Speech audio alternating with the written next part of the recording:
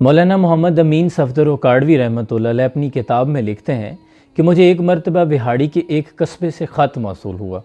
خط میں لکھا تھا کہ حضرت آج تک ہمارے گاؤں میں سیرت نبی صلی اللہ علیہ وآلہ وسلم پر بیان نہیں ہوا، کوئی بھی ایسی کانفرنس منعقد نہیں ہوئی، کوئی بھی محفل کا انعقاد نہیں ہوا جہاں رسول کریم صلی اللہ علیہ وآلہ وسلم کی سیرت بیان کی گئی ہو۔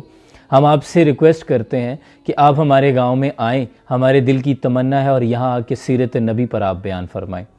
تو حضرت فرماتے ہیں کہ مجھے خط میں بڑی محبت محسوس ہوئی، تو میں نے ایک خط ارسال کیا کہ میں فلاں ڈیٹ کو آپ کے گاؤں حاضر ہو جاؤں گا۔ حضرت فرماتے ہیں کہ جب مقررہ تاریخ پر میں اس گاؤں پہنچا، ٹرین سے اترا، تانگا لیا، میں اس گاؤں پہنچا تو تمام میزبان سامنے میرے انتظار میں کھڑے تھے۔ جاتے ہی انہوں نے میرے ہاتھ میں ایک خاکی لفافہ تھمایا اور کہنے لگے کہ حضرت ہم معذرت چاہتے ہیں، ہمارے گاؤں میں تقریر نہیں ہو سکتی۔ تو حضرت کہتے ہیں میں بڑا حیران ہوا کہ یہ لفافہ کس لیے ہے؟ کہنے لگے یہ آپ کے آنے جانے کی جو آپ نے مشقت اٹھائی، اپنا وقت نکالا، یہ اس کی خدمت ہے، لیکن ہم معذرت چاہتے ہیں کہ گاؤں میں تقریر نہیں ہو سکتی۔ حضرت کہتے ہیں میں بڑا حیران ہوا اور میں نے ان سے کہا کہ اس کی وجہ کیا ہے؟ تو وہ کہنے لگے کہ حضرت ہمارے گاؤں میں تقریباً 90% لوگ قادیانی ہیں، وہ نہیں چاہتے کہ یہاں سیرت مصطفیٰ صلی اللہ علیہ وآلہ وسلم پر بیان ہو، اور آپ تو بیان کر کے چلے جائیں گے حضرت، ہم غریب لوگ ہیں، تعداد میں بھی تھوڑے ہیں، اور وہ ہمارے بیوی بچوں کو نقصان پہنچائیں گے، ہمارے گھروں کو تباہ کریں گے، ہماری عورتوں پر حملہ کریں گے۔ تو حضرت کہتے ہیں کہ بات آپ کی عزت کی یا میری عزت کی ہوتی تو میں واپس چلا جاتا، اب بات مدینے والے تاجدار مصطفیٰ کریم آقا صلی اللہ علیہ وآلہ وسلم کی عزت کی، ناموس کی ہے، اب یہ بیان یہاں ہو کے رہے گا۔ تو وہ کہنے لگے کہ حضرت مہربانی فرمائیں، یہاں دشمنی نہ بنا دیجیے گا ہمارے لیے، ہم کمزور لوگ ہیں، آپ تو بیان کر کے چلے جائیں گے، مشکلات ہمارے لیے آئیں گی۔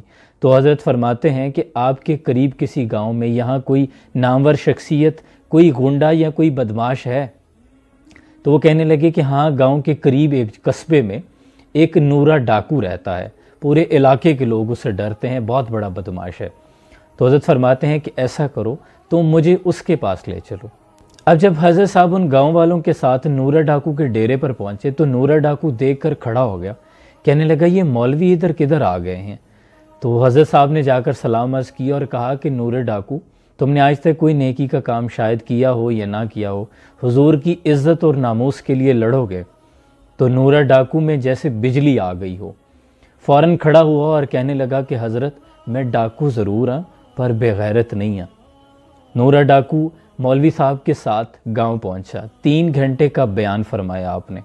آپ لکھتے ہیں کہ نورا ڈاکو 3 گھنٹے اسی مسجد کے باہر کھڑا رہا، اور جب تقریر ختم ہو گئی تو سپیکر پر آ کر اس نے اعلان کیا کہ جب تک نورا ڈاکو یہاں ہے، اگر ان مسلمانوں کی طرف کسی نے میلی آنکھ سے بھی دیکھا تو اسے سب سے پہلے میرا غضب دیکھنا ہوگا۔ حضرت فرماتے ہیں کہ جب میں بیان کر کے واپس چلا آیا، چند مہینوں کے بعد مجھے گھر کوئی ایک شخص ملنے آتا ہے، میں باہر نکل کر دیکھتا ہوں تو ایک خوبرو شخص ہے جس کے چہرے پر داڑھی ہے، آنکھوں میں آنسو ہیں اور بڑا نفیس لباس پہنا ہے۔ تو میں نے پوچھا کہ آپ کون صاحب ہیں؟ میں نے آپ کو پہچانا نہیں۔ تو اس کی آنکھوں سے آنسو جاری ہوئے اور کہنے لگا مولوی صاحب میں نورا ڈاکو ہوں۔ حضرت فرماتے ہیں کہ میری حیرت گم ہو چکی تھی، میں نے کہا کہ تمہارے ساتھ کیا ہوا؟ کہنے لگا کہ حضرت اس دن جب آپ تقریر کر کے واپس چلے گئے تھے، میں اپنے گھر چلا گیا، جا کر میں جب سو گیا، خواب میں مصطفیٰ کریم آقا صلی اللہ علیہ وآلہ وسلم کی زیارت ہوئی، انہوں نے میرا ماتھا چوما اور کہنے لگے کہ تم نے آج میری عزت پر پہرا دیا ہے، نور ڈاکو میں اور اللہ تجھ پر راضی ہیں، اللہ نے تیرے پچھلے سارے گناہ معاف فرما دیے ہیں۔